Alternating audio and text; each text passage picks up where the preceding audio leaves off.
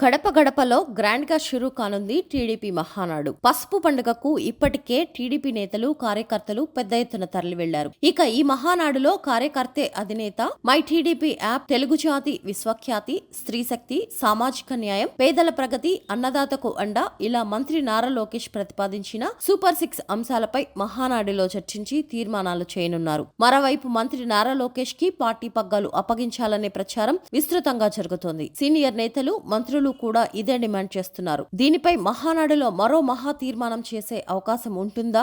ఇక యువగళం పేరుతో ఒకరు, యువతకు ప్రాధాన్యం పెంచాలంటే పార్టీ పగ్గాలు లోకేష్ చేతుల్లో పెట్టాలని మరొకరు. ఇలా పార్టీలో అంతా సానుకూల వాతావరణమే కనిపిస్తోంది, వినిపిస్తోంది. లోకేష్ ను పార్టీ వర్కింగ్ ప్రెసిడెంట్ చేయాలనే డిమాండ్లు నేతల నుంచి వస్తున్నాయి. దీనిపై పార్టీలో ఏకాభిప్రాయం ఉంది. మరి దీనికి సంబంధించిన తీర్మానం అనుకూలంగా ఉంటుందేమో చూడాలంటున్నాయి పార్టీ వర్గాలు. ఈ నేపథ్యంలో పాత తరానికి రెస్ట్ ఇస్తూ పార్టీకి యువరక్తం ఎక్కించాలంటున్నారు మంత్రి డోలా. యువతకు ప్రాధాన్యత కోసం యువగళం రావాలని మంత్రి డోలా బాలవీరాంజనేయ స్వామి అభిప్రాయపడ్డారు. మహానాడులో మొదటి 2 రోజులు ప్రతినిధుల సభగా, 3వ రోజు 5 లక్షల మందితో భారీ బహిరంగ సభగా నిర్వహించనున్నారు. ఈసారి మహానాడు కార్యాచరణ కార్యకర్తే అధినేత, యువగళం, స్త్రీ శక్తి, సామాజిక న్యాయం, అన్నదాతకు అండ, తెలుగు జాతి విశ్వఖ్యాతి అనే 6 సూత్రాల చుట్టూ కొనసాగుతోంది. ఇందులో ప్రతి అంశంపై విస్తృతంగా చర్చించి తీర్మానాలు తీసుకోనున్నారు. తొలి రోజు ఉదయం 10 గంటల 45 నిమిషాలకు ప్రారంభం కానున్న ప్రతినిధుల సభలో లోకేష్ పార్టీ కార్యకలాపాలపై నివేదిక సమర్పించనున్నారు. అనంతరం చంద్రబాబు ప్రసంగం సాగనుంది. పార్టీ ధ్యేయాలు,